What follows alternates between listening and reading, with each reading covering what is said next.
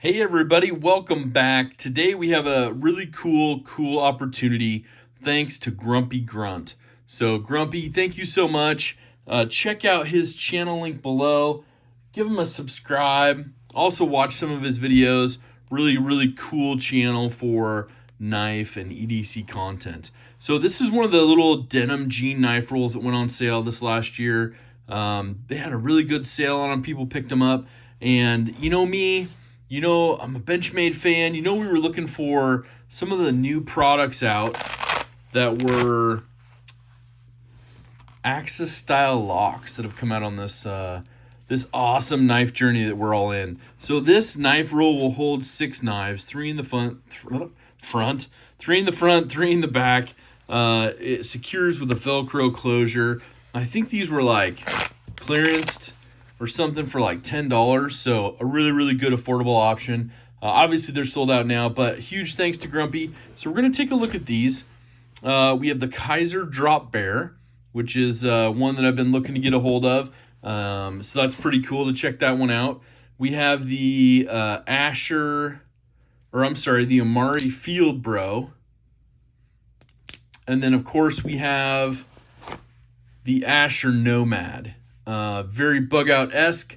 This is their 3rd version, I believe, the 3.0. So we're going to check these 3 out real quick, kind of do a rundown through them, and then we're going to do some comparisons with some of our favorite knives and really see how they hold up, what the quality is being made overseas, and kind of what your value point is. So let's get into this. First off, we're going to check out this fella right here. Now you can see the white G10 already.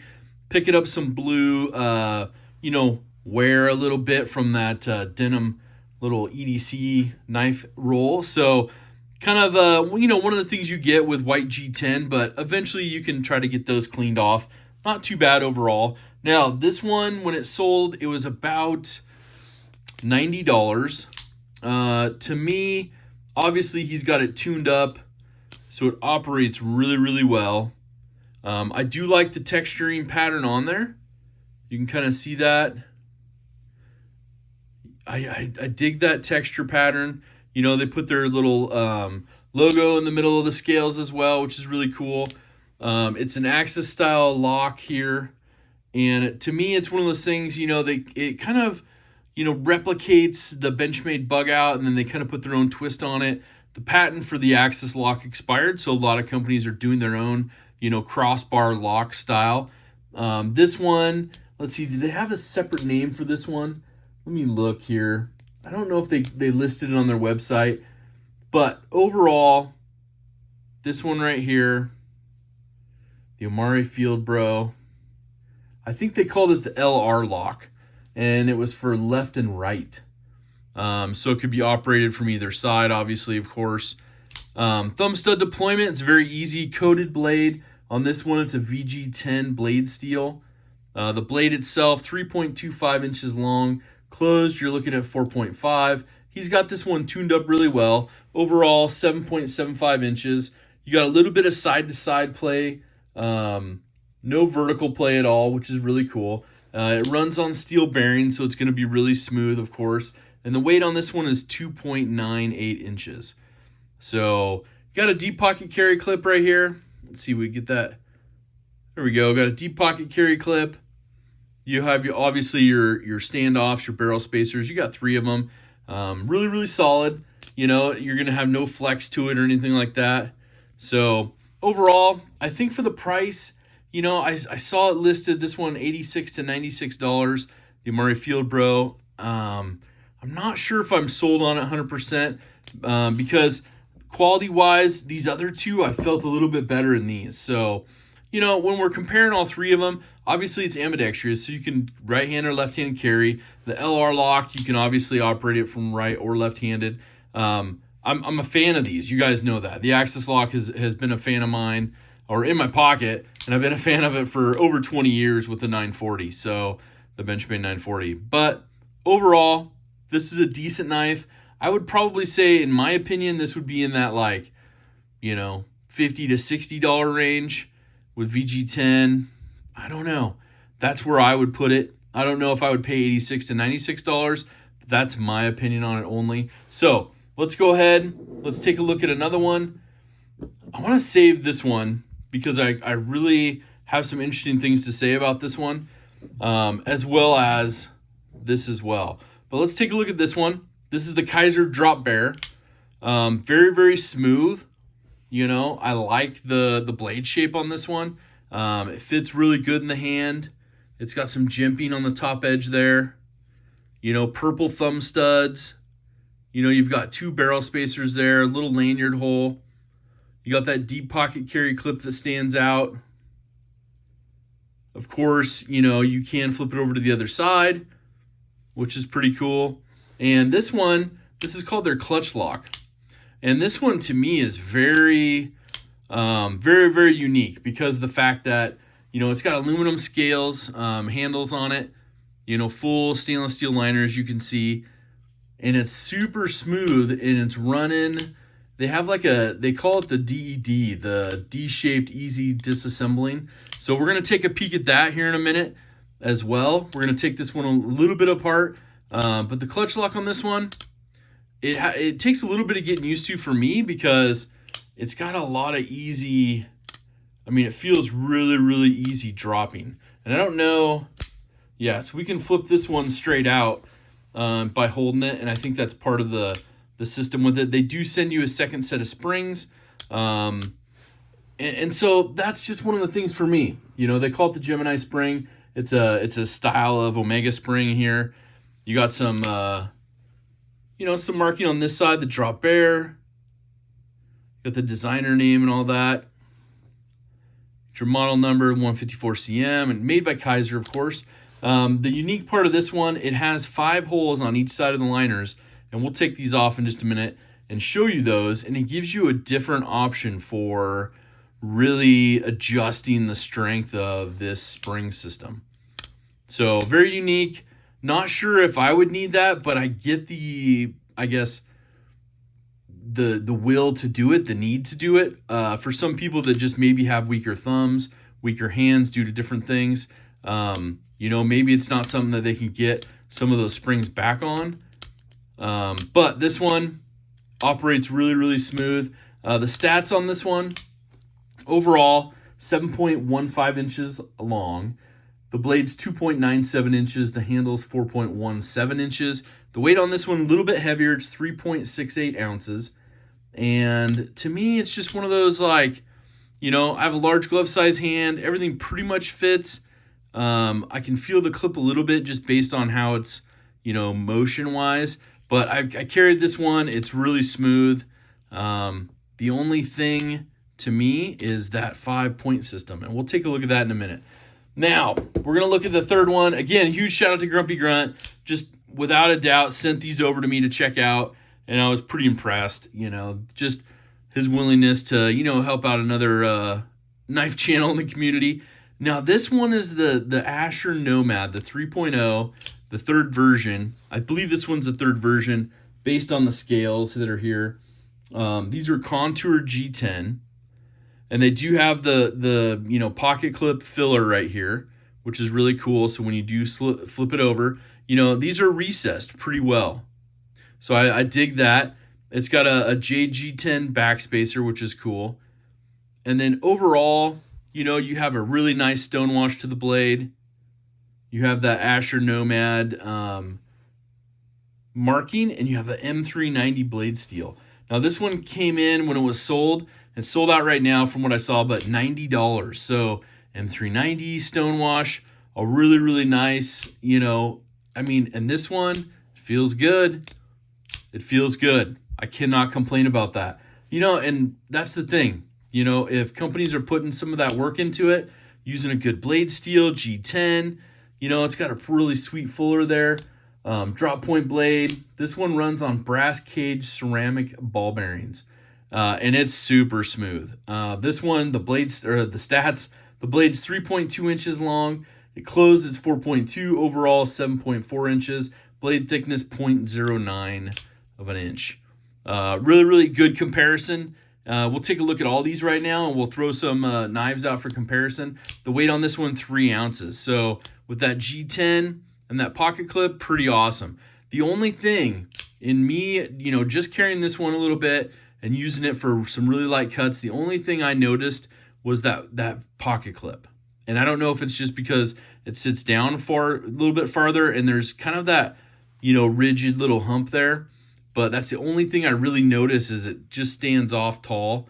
And so I end up feeling this area right through here, kind of in this portion of my hand. But it's still super comfortable, easy to use, highly recommended overall. And, you know, I'm sure they'll come out with a 4.0 version that's even better. And, you know, I might want to get one of these, you know, so that's saying something, right? But these were a $90 price point. They are made overseas, but let's put these out here. Let's do a little comparison with all these. You got your Field Bro here in the white G10. You have your Kaiser drop bear. And remember, we're going to take this one apart and look at that 5-point spring system. So let's, you know, do a real quick comparison of these. You can see right here, kind of the 3 different knives, all in that same kind of EDC comfort zone, right? All good to carry. Blade lengths are right around 3 inches, a little bit over, a little bit under. Kind of in that sweet spot for most people. And then you kind of have your different options. You know, you have contoured G10 here, you have aluminum here, you have G10 here. I would think there would be some things on this one. You know, the Amari Field Bro, they could improve, you know, especially when you're looking at the Asher and other things for, you know, in those same price ranges or even a little bit lower. That's pretty awesome. So let's go ahead and take a look at one of our new favorites, and that's, of course, the Hogue Deca. This one's in Magnica and FRN. We'll drop with that one in there in the middle. So you can kind of see just a easy comparison between these. And then let's grab a bug out here, Benchmade bug out. We're also going to throw a Spyderco Para 3 lightweight in there as well, just for comparison in a minute, but I don't think it's going to look good on camera. So these are your comparisons. I really like these. They're all in that same kind of, you know, EDC comfort zone, right? The drop bear is probably the smallest in overall length in comparison to these, and blade length as well. And the drop bear is going to be a little bit thicker. Full stainless steel liners. Most of these are all inset or partial liners that are inset into the scales. That makes up the difference in them. So I really hope you like the look of this. You know, it's kind of laid out. You kind of got a good spread. You can kind of see which ones you like. But let's go ahead. We're going to take these off the table. Actually, let me take this bug out off and let me put this Spyderco Para 3 lightweight in. Can't forget about this one, of course. Huge shout out to Jeff, Cutlery Shop, hooking me up with that. But you can see overall, you know, your Para 3 is going to be in that kind of same blade length zone as like the drop bear, but has a little bit longer handle. And of course that forward finger choil gives you a little bit more grip on the handle. So, all right, so let's put these away. We'll go ahead and we'll get our handy dandy Journey Toolco kit, and we will put these away.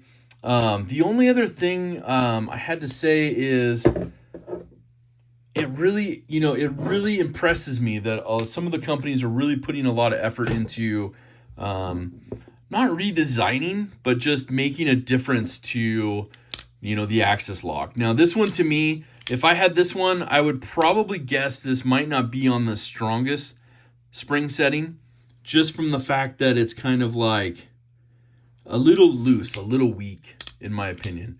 But it operates super smooth. So I'm assuming if we open this up, it's not going to be on that strongest level. But there are 5. So we'll go ahead and get these out. Got our handy dandy little kit. It looks like it's a T8 on this one. So let's get the T8 out. Let's try that really quick just to make sure it fits. Yeah. And it was really loose. And is that a T6? So it looks like the pivot's a T8. And maybe we have a T6 back here. Yep, and we have a T6 back there. Okay, so let's go ahead. And I hope, Grumpy, you're okay with me showing this. Taking apart your knife. It feels like it's already been taken apart. There's no Loctite holding that screw in or anything. So, and then we'll switch out. It's a pretty simple swap, from what I understand, to get this off really quick.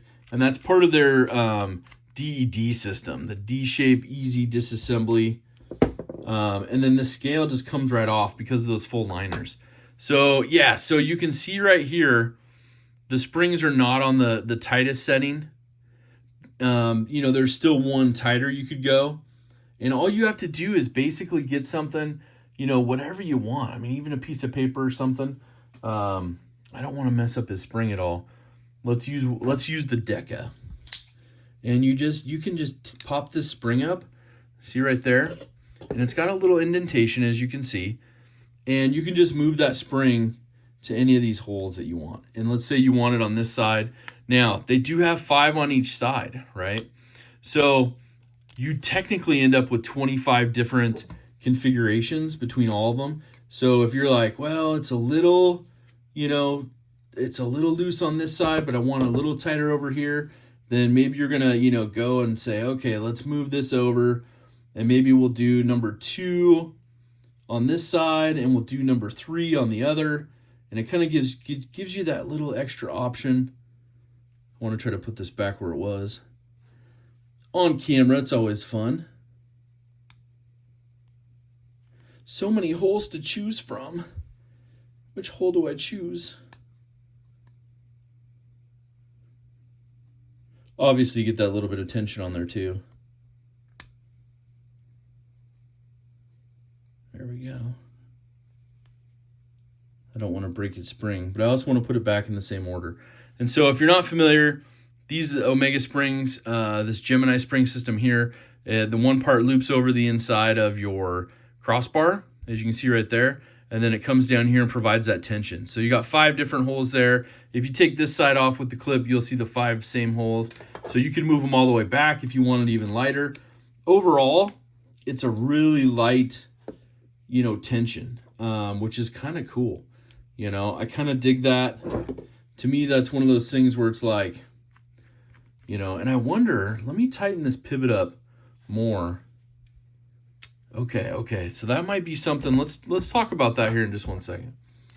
So let's put this other screw on at the back here. Also holds in that barrel spacer. All right, so we got that tightened back up. Now the pivot is totally down, and you can see I don't have that drop shut action anymore. So we'll go ahead, we'll put our T10 back in, or I'm sorry, T8, and we will loosen that up just a smidge. And let's see if we can get that drop shut action again.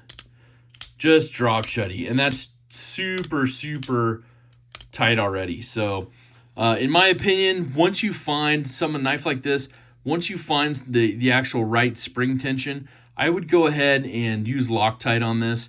Get it to the desired, drop shuttiness or tightness. Because even with this, you got a little bit of side-to-side play at this point. But to me, it's also, you got bearings and stuff in there too, so you're going to get a little bit of movement, and that's normal. But I really like this. I think this is good. I missed my opportunity at Blade Show West to pick one of these up. But I think they have a good thing going. To me, it's a little heavy, and that's, I think, attributing to their full liners. But, those full liners help with the whole spring, with everything. So I think if they had an idea to come out with something that was, maybe some inset liners and still be able to get, their choice of, spring location, it's interesting to me. I don't need it. All the ones I have that are axis locks or any sort of, axis bar, or, the ones from Hogue and Doug Ritter, TRM. I mean, there's so many different companies coming out with a crossbar lock action, axis style lock. They're all good, and all the springs are terrific, and I like it.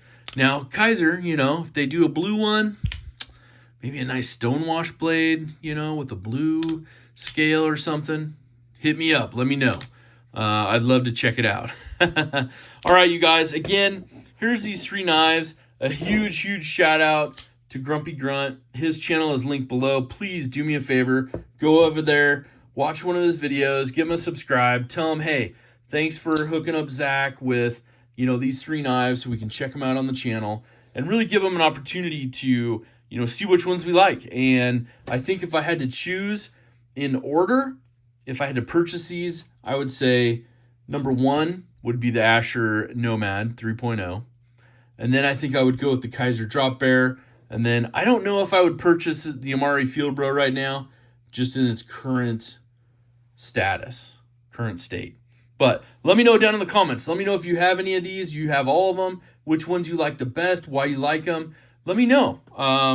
These are my opinions on these three, and I would love to hear your opinion as well. So, all right, you guys, thank you so much for checking this video out. If you stayed to the end, make sure to do something kind for someone. Hashtag dskfs. Make sure to take care of yourself, but most importantly, have an awesome rest of your day.